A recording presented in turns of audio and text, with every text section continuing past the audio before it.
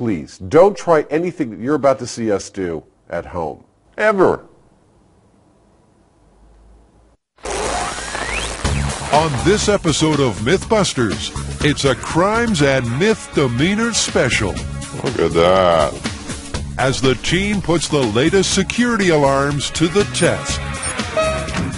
It works. Tori gets down and dirty to try to fool an alarm triggered by temperature.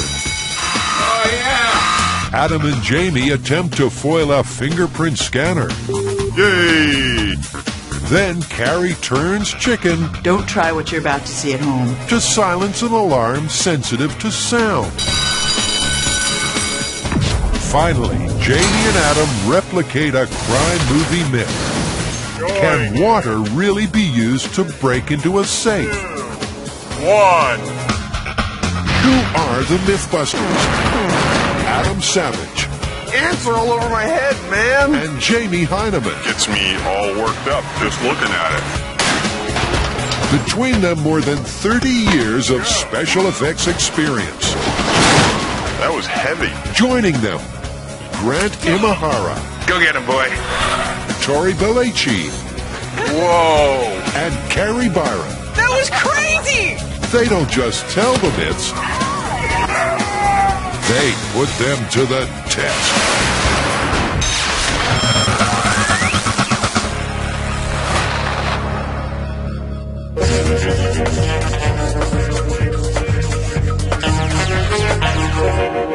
Crimes and misdemeanors? What have we got there?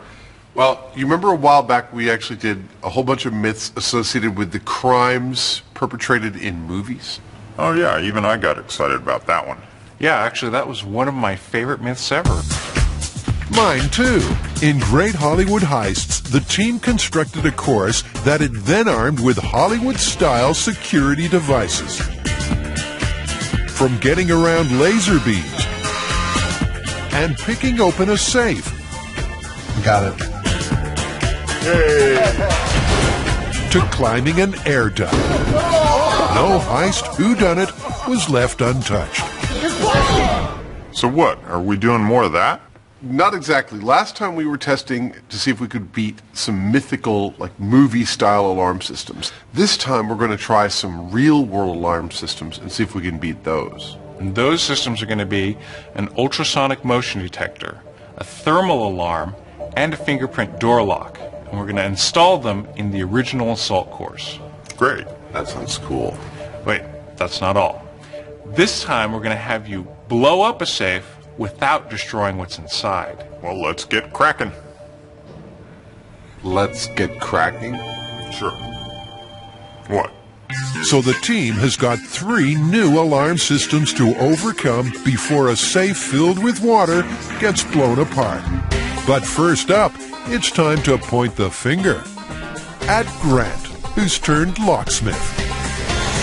He's removing the regular door lock and switching it for something much more sophisticated, a fingerprint scanner. Fingerprint lock is an optical sensor, and what it does is it reads the pattern of your fingerprint, and if it matches the one that it has in its memory, it will allow you then to turn the handle and open the door. It works!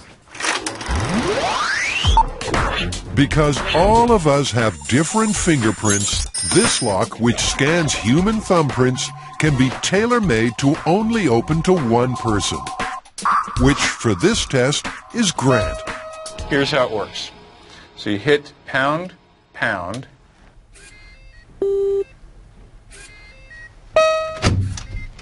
Okay. Wow. Why don't you try it? Pound, pound. Jamie gives the finger, but stays shut out. It's Grant's way or the highway. I have the master fingerprint. The master fingerprint. Aren't you special? If their specialty is breaking and entering, Adam and Jamie must first covertly obtain a copy of Grant's thumbprint and then convert it into something that will open the door. Any initial thoughts, anyone? Anyone?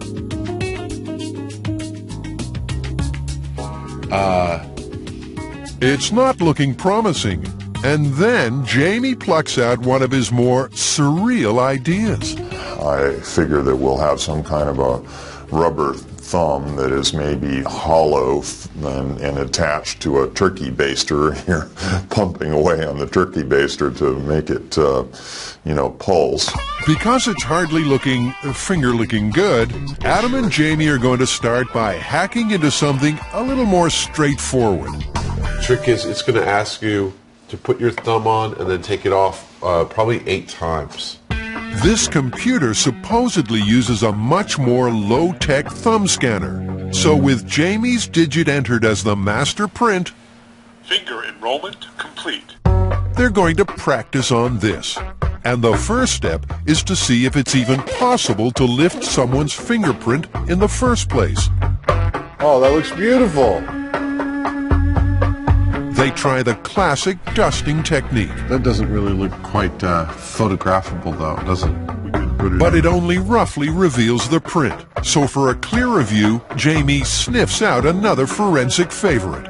Well, I'm going to put a thumbprint right here, which I've done. I'm going to put it in this vacuum chamber. I'm going to put a little aluminum foil packet of super glue in there, turn on the vacuum, and hopefully we'll get fumes that will make this visible. The idea is that inside the vacuum, the superglue fumes will settle and stick to the grease on the fingerprint and leave the clean glass untouched. It's right there. I'm not sure that I see it any better than I did before. They then add the powder to the glued print. But will it stick? Oh, look at that. That's really clear. Much clearer than we were getting without the super glue. Yeah. With the print done and dusted, Adam scans it and then prints it out. And everything's ready for the most basic of tests. Scanning. Please wait. Hey, Adam. Yeah. I'm not able to get a clear enough print. Like it's looking too muddy on the print. Their paper print is clear as mud. To beat even the low-tech computer, they'll need to improve their handiwork. Access denied.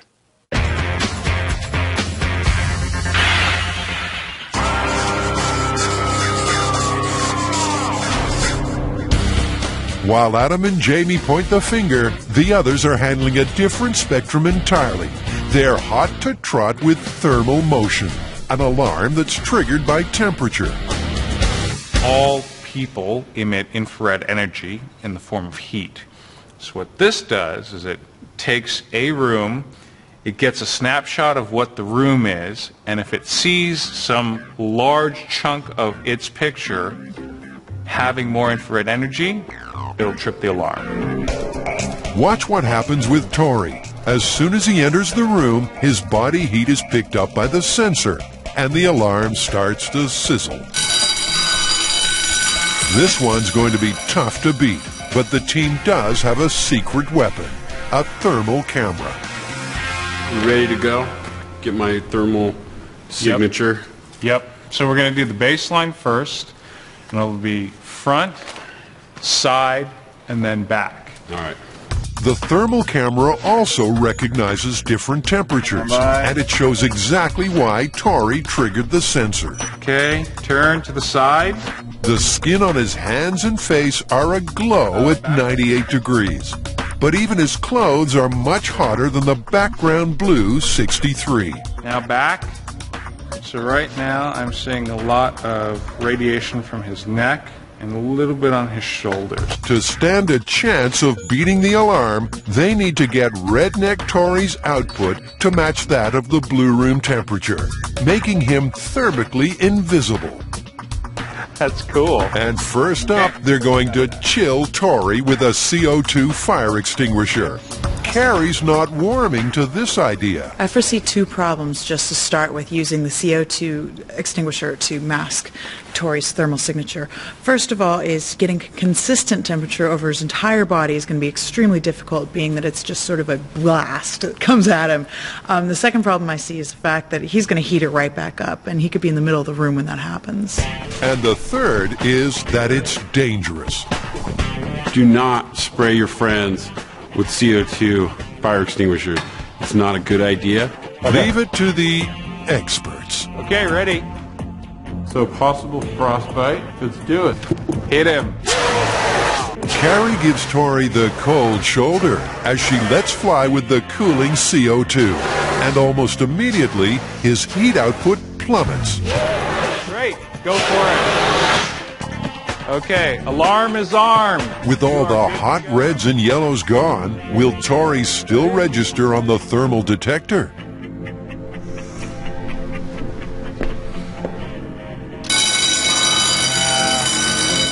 So with this method busted, they need a new plan to come in from the cold. Later, it's always safe to assume there'll be a kaboom. Fire in the hole! But next, Coming up on Mythbusters, will mud beat a thermal motion sensor? Oh, look at this. it's CSI San Francisco as the Mythbusters try to pick a fingerprint lock. Oh, man. This is like the coolest myth ever. They've practiced with paper, but got nowhere. Access denied. It seems the computer can't read the flat surface. So now, with Jamie's print printed out on acetate, the Mythbusters are going 3D. All right, this is a process where we're going to etch these fingerprints onto a copper-coated circuit board, and it involves making a clear acetate of the fingerprint, laying it over a circuit board that is coated with a photoreactive chemical. I will expose it to a light, and when I remove the acetate, I will wash away everything that hasn't been exposed. See the art? The exposure and washing treatment leaves the copper with an exact copy of what was on the acetate. So, oh, that looks really good. Then it's immersed in acid, which dissolves the copper, but leaves the black print, thereby creating a slightly raised 3D etch. Why don't you rub your finger around on a safe place and see if you can feel an edge? Oh, yeah, I can. The last step is to take a casting of the etch with ballistics gel, which has similar properties to human skin. Now we're talking. And with the gel dished up, they're all set to try Jamie's print on the computer scanner. Let's go see whether it works.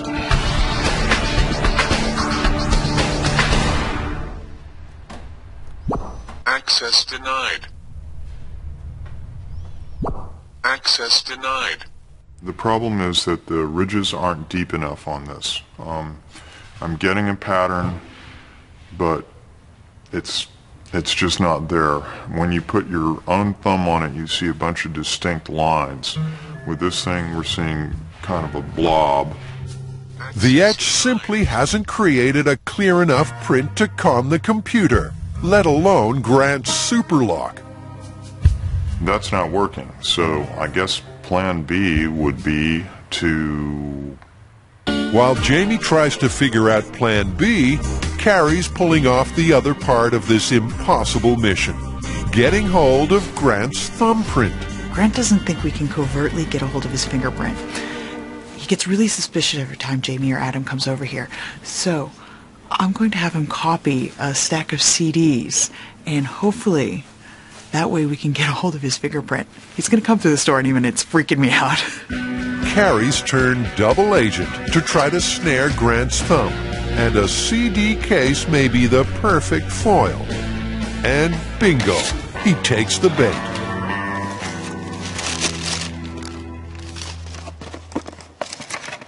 Remember how you said we couldn't covertly get your fingerprint? Easy as pie, but Grant's not amused.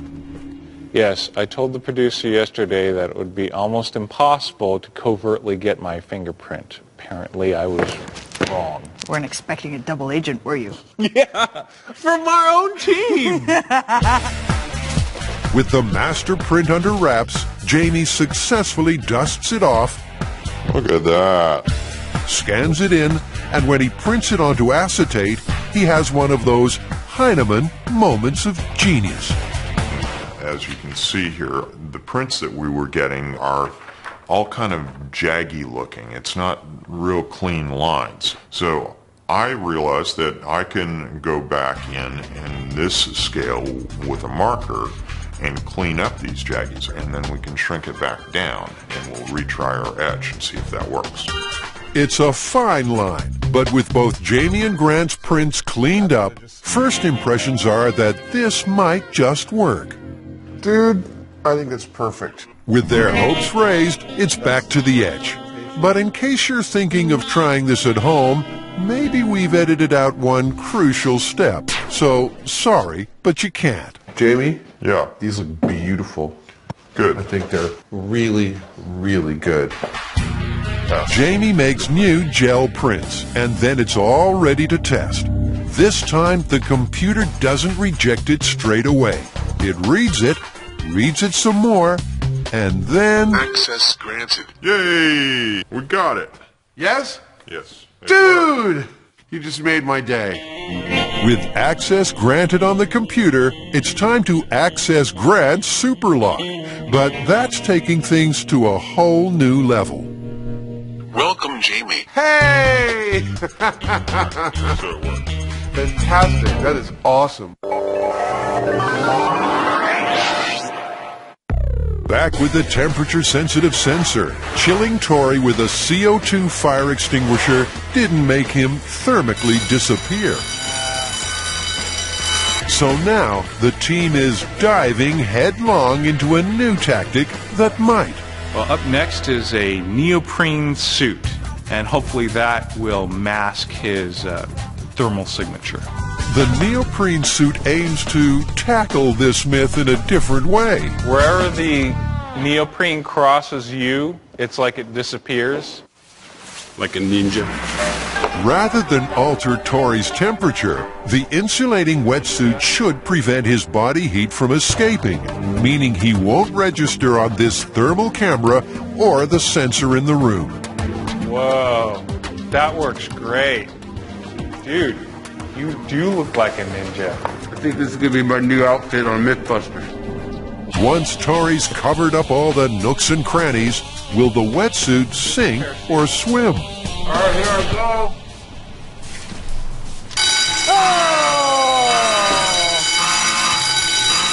With the alarm ringing, Tori heads back to the test zone for a post-mortem. When you first started, this suit was totally blue and it blended into the background perfectly. But now, I can totally see the outline of it. And the longer I stay in the suit, the more of the heat from my body is going to transfer to the suit. So with the wetsuit sunk, what's next for this hothead? Well, in the M5's flower beds, Carrie and shop assistant Terry are trying to dig up the third possible solution. Well, in choosing methods to fool the thermal motion sensor, we cannot ignore some of the classics, such as one utilized by our great Governor Arnold Schwarzenegger in the first Predator movies, where he slathered himself in mud in order to fool the thermal sensors of the Predator. All right, where did we get this mud? That's what I want to know. It is working. That's working really well. It's working? First impressions are encouraging. The mud body mask is masking Tori's thermal signature. He's slowly blending in with the background. You try not to shove it in my ear canal? I feel like you should scoop it up and dump it on his head. This sounds like a great idea, Grant. They keep plastering him until he's got more dirt than a mud wrestler in a monsoon. I'm going in. Ready. Like that? Yes. Oh, yeah. Well, it's looking like the Predator myth is terminated.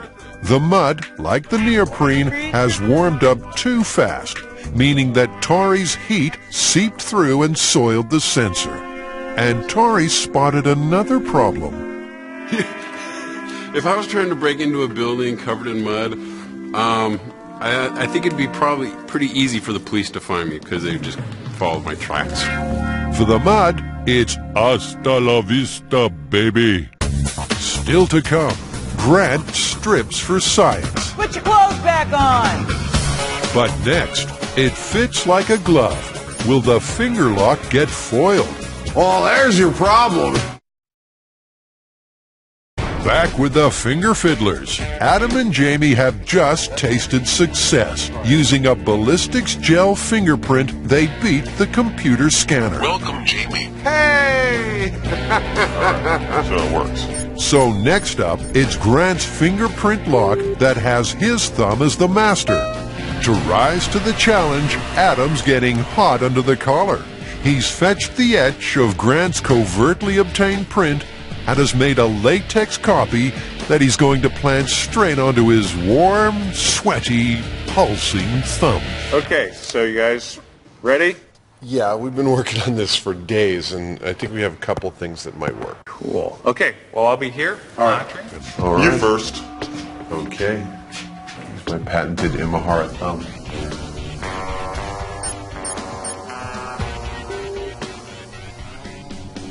But it's a bad start. Adam resets and tries again, but nothing. With this technique dribbling towards busted, Adam tries licking the latex. And he's in. He has set off the next alarm, but the finger's been foiled. I don't care about the alarm. It works, man. No way! That is latex glued to my thumb. But they're not stopping there. Well, that's one down. Shall we try all of our other techniques? Next up, it's Jamie, who's made a regular ballistics gel print of Grant's thumb. And guess what? Hey! Nicely done! That's 2 for 2! No way! At this point, the one we bought for the computer is a lot harder to break than this one. Yeah. Well, I say we move on to the copy paper now. With everything they do working, the team goes for broke by trying the photocopy of Grant's print. No warmth and no pulse, just a licked piece of paper. This is dumb! What is this? Well, there's your problem. Oh, no. So the myth that fingerprint locks can't be foiled is busted. Tori got down and dirty to beat a thermal motion alarm. Oh, yeah! It's totally worth it. With a 0 success rate so far, Carrie's had a brainwave. You can pump heat into a room and bring the temperature of the room up to skin temperature, and then the person walking through the room will be completely undetected by the thermal motion sensor. Up to now, they've needed to mask the body's thermal signature because humans are hotter than room temperature. Okay, opening the gas. But by increasing that room temperature through the ceiling vent to 98 degrees, Grant should be able to drop right in. But there's a problem. Okay. Well, what's happening inside of the room, and you can see this on the infrared camera, is a huge hot stream just flowing right past it, dumping into the room and setting off the sensor. So for take 2, they bring the heater down to ground level and have it set to low. But they're not the only changes. As a definitive test of this method, there's really only one way to do it, and that is to enter the room commando style. And by commando style, I mean naked. Or close to it. That's right, ladies. It's your lucky day as Grant strips for science. He reckons that while the room will get to human body temperature, his clothing won't. The only way for him to emit exactly 98 degrees, sadly, is to strip to his boxers. All right, Grant. We're at 96 degrees. Grant crawls into position, waits for those extra 2 degrees, and then Yeah, you look good. sets off the alarm. It seems that this sensor is just too sensitive. Even a near-naked Grant can't sneak past. Put your clothes back on. All right, show's over. Well, next up is the pane of glass, and the science behind it is that visible light can pass easily through, but infrared is mostly blocked.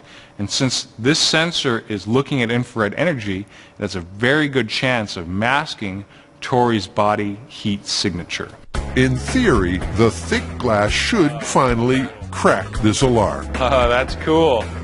Blocking That out is the heat. totally blocking your infrared. Hold it in front of your face. Yeah! Wow. Walk towards the camera with it. The glass works like a charm. Everything it covers is thermically invisible. Well, the big pane of glass worked great, but the only problem is carrying a big pane of glass through a duct or wherever you're trying to break in probably wouldn't be very practical.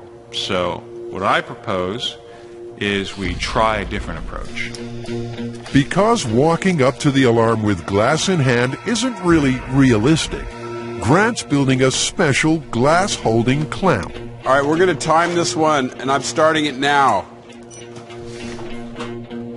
He'll use the clamp to drop a frame of glass over the sensor through the ceiling vent, but it ain't that clear-cut. It looks like they're having trouble getting the angle on the sensor, getting the arm down into position to actually put the frame on the sensor. With Grant unable to contort to the angle of the dangle, Carrie tries her luck instead. That's looking good. Nice work. Carrie was able to hook the frame over the sensor, and they are now entering the room. And that was under 2 minutes. At last, they're in true heist style. So the myth that thermal motion alarms are unbeatable is busted. Later, will Carrie ghost her way past the sonar alarm? But next up, the heat is on at Safecracking HQ. It's hot in here. Please, don't try anything that you're about to see us do at home. Ever.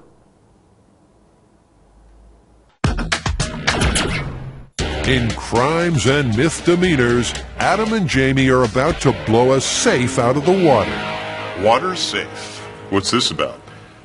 We get to blow up a safe. But this is not any old safe. This is actually a safe with one of the most advanced anti-theft devices ever put into a safe. It's called a glass relocker. And what it is a pane of breakable glass within the safe itself that, if broken, activates locks that make the door impenetrable. Check this out. A glass relocker is the safecracker's nemesis. Inside the safe door sits a fragile sheet of glass that's rigged up to a series of bolts and locks. If a safecracker causes this glass to break or even just vibrate, then the bolts are triggered and the safe locks up for good. But apparently, there is a way around it. And it's a technique illustrated perfectly in the movie The Score. This blacked-out burglar first carefully melts a hole in the top where there isn't any glass. Then he fills the whole thing to the brim with water before dropping in a depth charge. The water helps maximize the shockwave, so the door, complete with relocker, blows clean off. But would this water bomb really work? So we're not just going to blow up this safe. This is all about technique. Absolutely. I want to follow precisely the technique outlined in the film to see if using water is just a movie myth or if they've actually based their plot in science fact. Well, to kick off this myth, Grant shoots on the internet to try to score the cinematic safe. Well, we've been looking for a safe just like the one that they used in the movie. The one that we found is very similar, but much larger. It's 6 feet tall, the walls are 8 inches thick, and it weighs 3,000 pounds. But the most important thing is that it has a glass relocker, which is what they used in the movie, and the thing that makes it very hard to crack. With the safe in safe hands, Adam's in charge of the charge. I'm reviewing the footage from this heist movie we've got as reference for our safe cracking exercise. And I'm trying to estimate exactly how much nitroglycerin they're using to blow open this safe once they've filled it with water. So I'm going to take some measurements off the screen to try and estimate the exact size and volume of this explosive so we can calculate the right amount of explosive for our own experiment. It may look like guesswork, but Adam's adamant this is accurate. Based on my calculations here, I come up with a rough area of about 8.5 cubic inches, which is about 4.73 liquid ounces, or 140 milliliters, or 9.5 tablespoons. Whatever our pyro ends up needing for this information, I think I've got the conversion for him. In that case, let's get cooking. It's a simple recipe. Take one safe with glass relocker, add some water and explosives, and mix in a bunker. Mythbusters production and research team has found us another phenomenal location to do things you're generally not allowed to do. It is a South San Francisco water quality control plant. In other words, it's a sewage plant. And on any other day, this trough I'm standing in would be filled with poo. But today, we get to blow a safe up in it. And to stop this myth going down the toilet, they're being helped by explosives expert and retired FBI agent Frank Doyle. Frank's a true honorary Mythbuster. Be it turning trousers torpedo, a spot of painting and detonating, or even something a little more concrete. Frank's always the man with the bang. But before he lights the fuse on this myth, the boys want to check out the glass relocker. Remember, it's this sheet of glass that, if smashed, causes the safe to shut up for good. That's it? That's all there is. That's the glass relocker? Wow, I thought it was like a whole thing. You couldn't drill anywhere in here. Adam, like the graphics guy, assumed that the glass would cover the whole of the door. Instead, it's much smaller. But size isn't everything. Despite its appearance, this glass is incredibly sensitive to even the slightest vibration. So beating it will be tough. This is the prize. Also, we've got some money. With the booty added, the boys are ready to try to bypass this super seal like the madman in the movie. And there are 5 key steps. This technique requires step 1. We got to bore a hole in the top of the safe with a thermal lance. Step 2 is fill the safe with water. Step 3 is lower explosives into the safe. Step 4 is blow the door off the safe. Step 5 is get the money and run. Adam and Jamie are going to tackle this myth step by step to see whether this movie is spot on accurate or did they score an own goal. And first up is the thermal entry. It sure isn't what the movie guy used, but better to be safe than sorry. Okay. I think I'm ready to go for it. Just like in the film, Adam's using a thermal lance to cut through the safe. The lance burns iron rods in an oxygen-rich environment to create very high temperatures for cutting. I need another rod. And the lancing is already making the movie myth go up in smoke. After all, it took that burglar less than 30 seconds to get through the steel. But all up, it's taken Adam 20 times longer. It opens! And that's not the only problem. I sure did run into some problems on step 1, which was burning the hole with a thermic lance. Number 1, I set fire to my shoes. Number 2, I think I used up maybe a dozen or more rods. And then those rods set fire to everything in the safe. It covered everything with this like blackened char. I didn't see that in the movie. Adam's scepter is looking more charred than a sausage sizzle in hell. And this movie myth ain't looking much better. On the other side of the break, save yourself the embarrassment. Don't try what you're about to see at home. Carrie ruffles her feathers at the sonar alarm.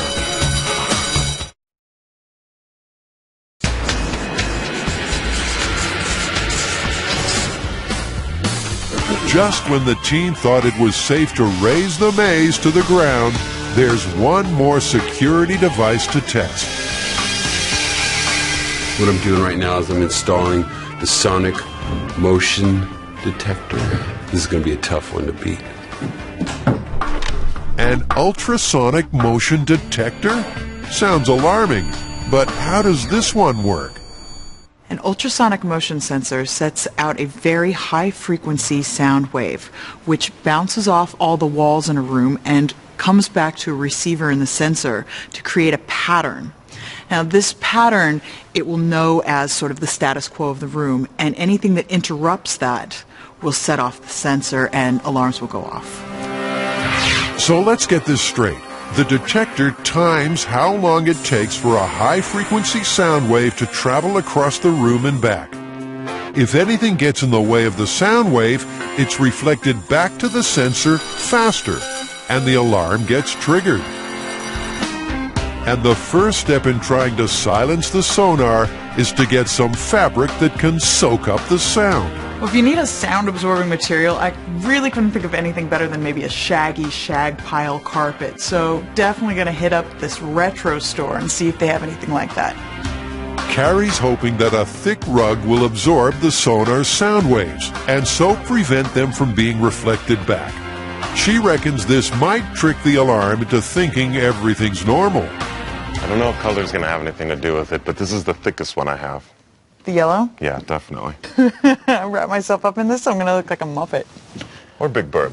Carrie may be about to turn chicken, but it's this guy who gets egg on his face. Whoa! Oh, are you okay? Yeah, I'm fine. Back at the shop, Carrie's going to revamp her rug into a sonic stealth suit.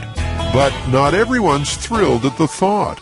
I'm making my sound-absorbing suit out of this rug, which Lulu here has made into her bed, and she's not so happy about. With Lulu out of the way, it's a dog's life for Carrie as she carves up her carpet. But after just a few seconds of time-lapse, her stealth suit is ready to strut. Could you imagine breaking into a building dressed like this? Not really.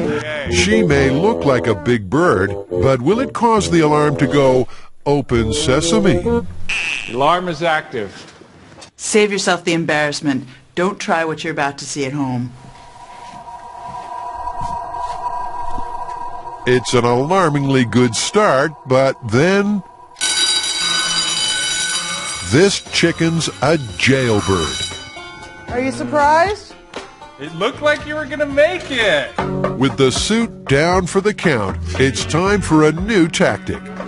But this one really seems like a load of old sheet. Carrie, the system is armed and all cameras are rolling. No fancy material, just a regular bed sheet held above her head. Hey, it's working. What the heck? What? What? No way. There's no way that could possibly work. Oh, yes, there is. Holy sheet, it works. There's no way! That was like so goofy looking, I can't believe it worked. Let me do it again! Try it again. Bed sheet entering. Remarkably, this simple sheet is absorbing the sound waves, and that's left the team gobsmacked. Drop the sheet.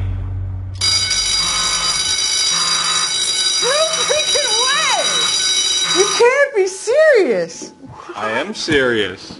I mean, it's just stupid. There's, you know, when you get that list of myths and you're like, come on. This was on the list of, all right, let's just get it over with and fail it so that we can move on to something that actually might work.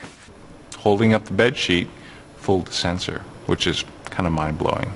But before putting this alarm to bed, there's one final technique to try. And that's slowing everything right down. She's going in. For the last dance, Carrie is simply trying to waltz through the room as slowly as possible.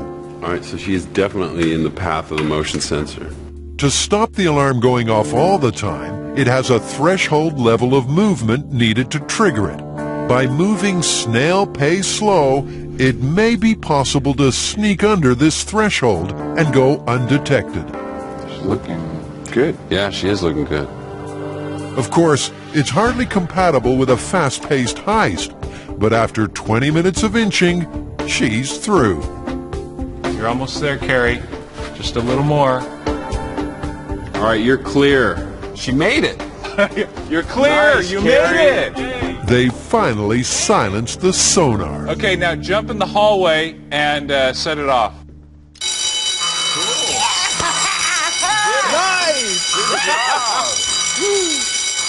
I am totally and utterly shocked. I can't believe that I could walk slow enough to get past the motion sensor. I thought it was going to go off the second I walked in the room.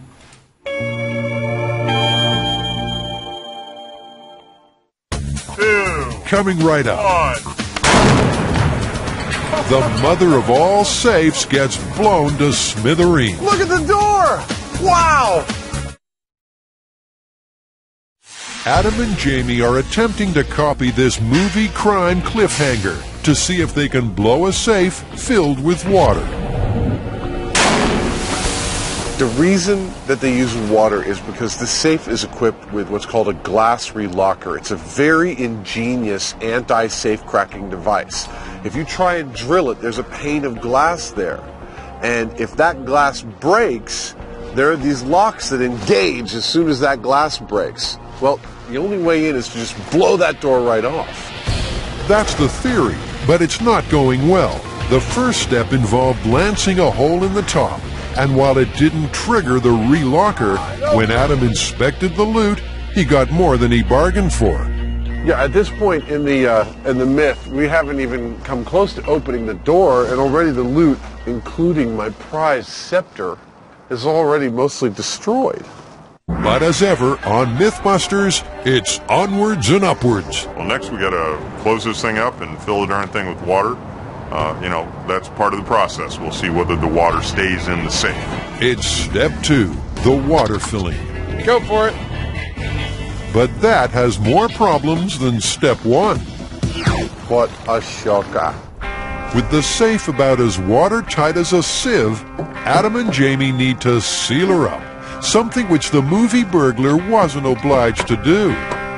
If the safe won't hold water, and we need it to hold water for our explosion, and we are safe crackers, then we don't have access to be able to open this door and pour silicone gasket around it.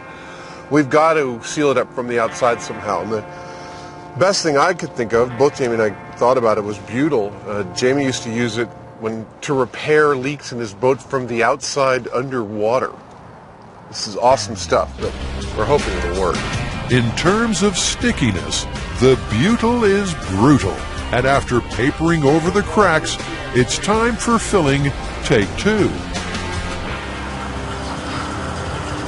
Sounds like one of them relaxing clocks, you know? Like to help you sleep at night. It's like a babbling brook, really. Oh, my mind wanders. Yeah. As Adam goes into mind meltdown, the safe keeps filling up, but the leaks are getting worse. It's gonna blow. Oh man, there's no stopping that.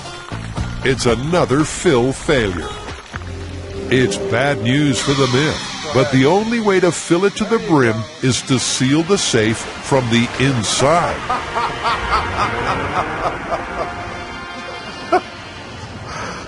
This is a fun job sometimes. Of course, this is sailing further away from the movie. Okay, you ready? But the expanding foam should seal the deal. Let's fill. At last, she's retaining water. And while she fills, the team gets to the bottom of what the water actually does.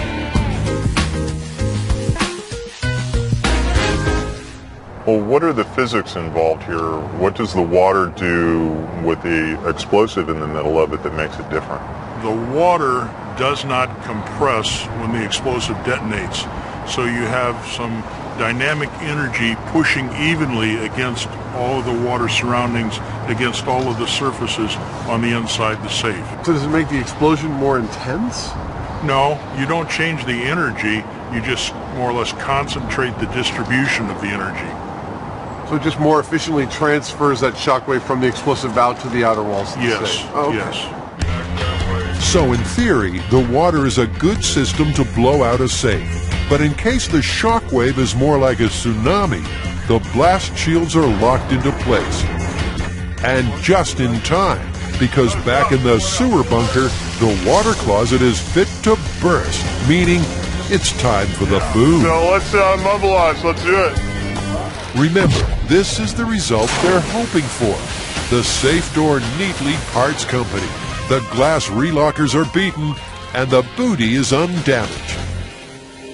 With Frank's mini depth charge sitting pretty, it's time to go for broke and blow the final whistle on the score. Going in 3, 2, 1. I saw the whole thing move. I think we're inside the safe. You think we are? You know, I don't enjoy the explosions as much as I like the aftermath. Adam may prefer the aftermath, but for me, it's always the boom. The TNT kicked to perfection as safe and door are no more. Look at the door! Wow! That worked beautifully! Oh my God! The door's a full 30 yards from the safe. But how's the booty? There it is! Oh, it's mostly here. Look, I found the jewel. Unfortunately, the scepter's been shredded, and the money hasn't fared much better. But as a way of beating the infamous glass relocker, it is mission accomplished. Well, I mean, this definitely renders the relockers completely moot because they're in the door over there, and the safe and your loot is over here. Yeah, they may well have relocked the door, but if the door isn't in the safe anymore, it doesn't do them very much good, right? It doesn't matter how many locks the door has when its hinges have been blown to smithereens. Want to see it again?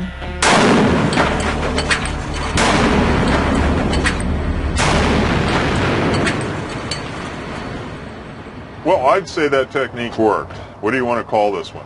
Well, you know, we found out that the movie technique might be based on a robbery that happened in the 50s on the East Coast of the United States, but we cannot independently confirm that. Well, I'd call that plausible then. I would absolutely call that plausible. It is rife with problems about sealing the safe, but once you do, it is a very effective way of separating the safe from the door. All right. On to the next one.